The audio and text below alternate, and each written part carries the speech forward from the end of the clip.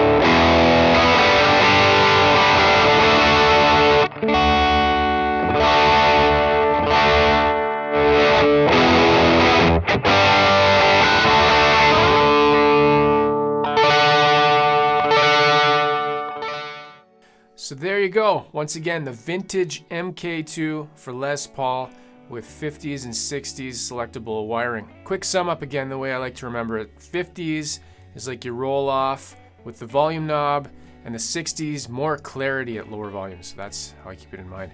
You literally have selectable 50s and 60s wiring at your fingertips. And I can actually say literally because you take your fingertips and you press the little selector switch and you do it. And it's that simple. Really cool upgrade you can do to your Les Paul, and really versatile as well. Do a lot of stuff with it. All right, that's gonna be it. Take care.